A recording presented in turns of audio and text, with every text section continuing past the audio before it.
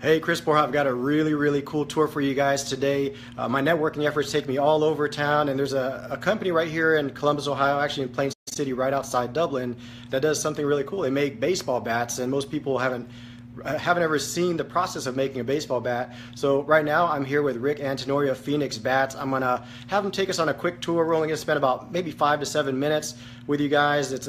I just finished going on an hour tour, so if you are interested in going on a tour afterwards, I'll have him share the website and how you can go ahead and get that scheduled. So I'm gonna go ahead and introduce you to Rick here. Let me see if I can flip the camera. All right, so there we go. There's Rick. So hi, Rick. How's it going, everybody? All right, so just go ahead and share with us what you do here and the different types of wood that you guys use for these bats. Okay, so again, I'm Rick Antenorio, sales manager for Phoenix Bats. Phoenix Bats itself is one of 33 certified pro baseball companies. So the bats you see on games, Cincinnati Reds maybe, or the Cleveland Indians, one of those players could be using our bats right here in Ohio. Now, bats are made from 3 types of wood: ash, maple, and birch. Ash is the softest of the 3 bats. It takes 50 years for a tree to, I guess, get to its life expectancy before it could be cut down to be used for a bat. And it's also, of the ash bats, here's one right here actually. It's very grainy, so you get to see the grains quite well. And when you want to hit a baseball, you want to use the stack grains, one on top of the other. That's the part of the bat you want to hit with. I took the ash bat because it's the most visible. The other 2 woods are birch and maple. Now, maple is the hardest. It's like swinging a rod. So you see a lot of broken bats in baseball games because the ball players will hit off the end of the bat. And the maple is so hard, it needs to, the vibration just causes it to crack somewhere and it splinters. Birch is the 3rd type of wood. It's the happy medium. It's softer than maple but harder than ash. Now, maple and birch trees take about 7 years before they get to the expectancy, and then they cut down, the mills cut them down, they send us billets, and that's important to understand is the billets, which are these tubes of wood right here. Okay, this tube of wood weighs about 6 pounds, and every tube of wood that comes in is weighed. The ounce weight will determine what model bat we're going to make. All right, so that's your starting point, and then from there you guys shave it down, and that's what you turn it into a bat. That's what we turn it into a bat, yes. Now, we don't only just make bats, though. We also make trophy and award items that we've been doing for quite some time. We're quite proud of our trophy bats. This is a trophy bat that we did for Farmers Insurance. Hangs on a wall. You can have many different engravings, the handle engraving, 3 lines on the barrel. We can do a company logo. We do a lot of these for a lot of the corporations in the area and around the other states. We also have junior trophy bats that are smaller in version. All right, and then we also have the golf tees. Now, the golf tees came about because we're like, you know what other items can we offer people as an award? And these are just giant golf tees, 16.5 inches and 18.5 inches. Again, they come completely engraved with company logos for different ideas. All right, cool. So can you take us through the back and show us how these bats are actually made? No problem. All right, awesome. So we're going to take a walk this way. Okay, now I actually have one of these bats, and the amount of detail that's put into them is just incredible. The finish is very smooth. It's just awesome. So I'm excited to be here and to show you guys how these things are made. All right, let me turn this around here. So right now we're going to go into, it's a little hot back here, but we're going to go visit the Locatelli lathe, the world famous Locatelli. This is one of only 2 machines in the world that do the entire process of cutting and sanding a bat in one shot. And this machine will do it in 2 minutes. So I just want to, I do not hear it. I want to make sure we're able to run this because I don't hear the motor running right now. So let me go grab John quick. All right, cool. So this is the machine that'll turn it. They're going to see if they can get this thing running for us and actually demo it. In the meantime, love it. You guys got a good sense of humor. Looks like all the sawdust goes up and around into the bags, and they go ahead and recycle those, so everything here is green. There's some kind of that piece over there. Yeah. All right, game tour of the recycling and how you guys reuse the sawdust and stuff. Oh, great, yeah. A lot of the sawdust, again, these bags weigh 80 to 100 pounds. And we have a farmer from up north who comes down and he makes beds for the cows and the horses. So everything, we're completely green here at Phoenix Bats. We didn't even know we were completely green, but we're green. Everything gets used, so it's a nice little process, and it helps the environment, and as long as, you know, it treats the animals well in the farms. So John right now is turning the machine on. It's going to take a little bit of a minute. In the meantime, let's show the paint room. Yeah, we go. What? Yeah. Alright, we're going to show you the paint room real quick. All you do is they have all the, there's like racks of stuff that's been cut that's going to be going out as orders. And over here. I'll do this quick.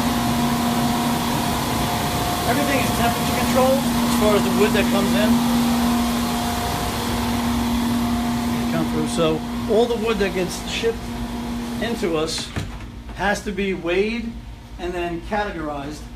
All right, so A's for ash, B's for birch, maple is M, and then you have all the different ounce weights. Again, when a person orders a bat, depending on the model they order will determine the ounce weight we're going to use. So what we do is, good? Okay. Alright, we're going to go back and... We finally got the machine ready to go. Sorry about that.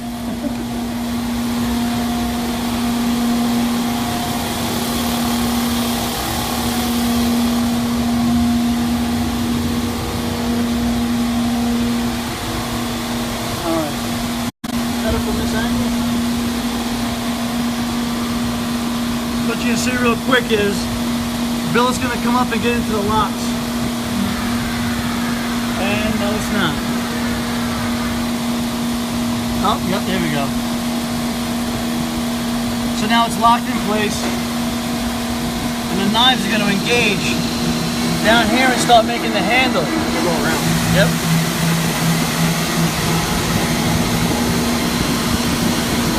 Now, one of the important things to know is this piece of wood right now is spinning at 3,000 RPMs. And this machine will cut this bat within about 2 minutes. Wow.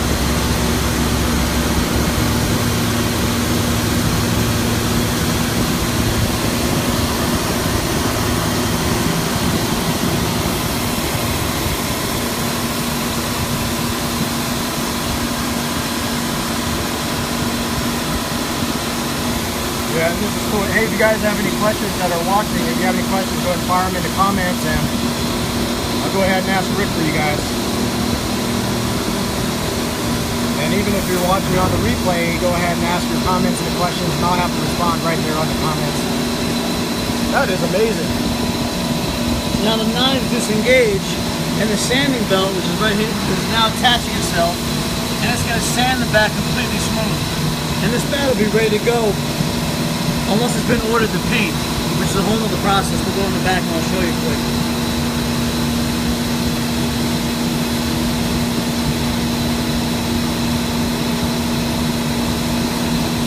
Yeah, that's really cool. So sanding it now, so what time it comes out, it's ready. It's ready. Done. Basically ready. And I remember you telling me something about the amount of programs or different types of bats There's you have. about 600 different bat models in the computer because a lot of pro players will ask for small changes in the bat. So you're always keeping the previous model, but then when you make the change, you got to add a new model to it, number to it. So sometimes they want an 1/8 of an inch off the handle or off the knob, and you got to make those changes. And Joel's commenting. What's up, Joel? Joel's on there? Yeah. We'll come back. All right, so you're gonna drop off. All right, let's see where it goes next.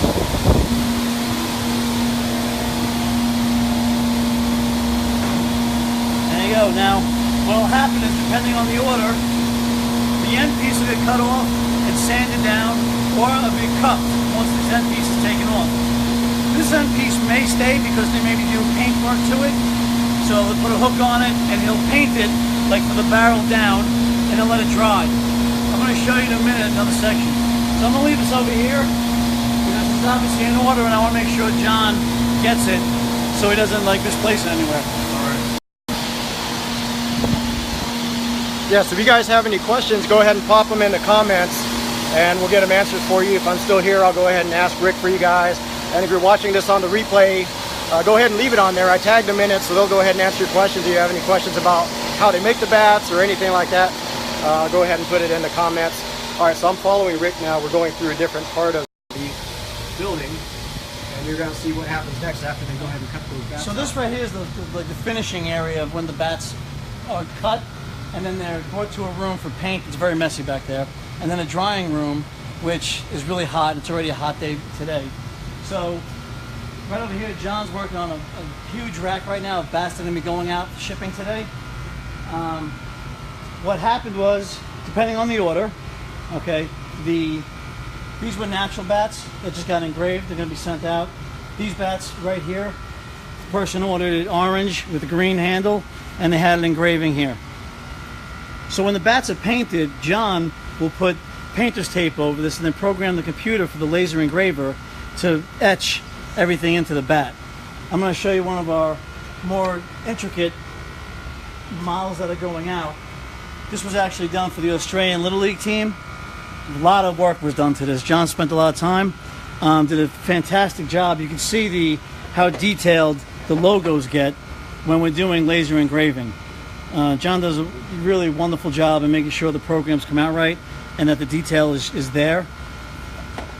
What happened is the laser engraver cuts through the tape, etches each of the words and letters and numbers into the bat, and then it gets back on the rack. And then John or Brian will paint over the tape to put the color into the lettering.